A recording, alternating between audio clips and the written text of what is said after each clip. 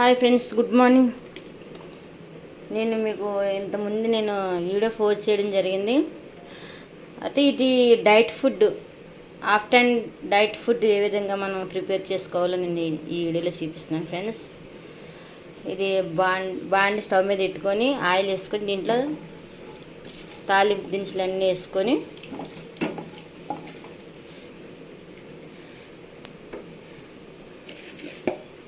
తర్వాత కొంచెం కరివేపాకు.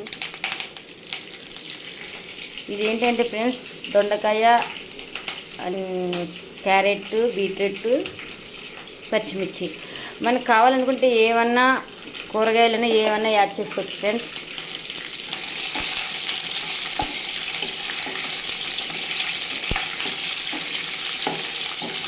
ఇట్లా వేసి బాగా నీళ్ళు వేయించుకొని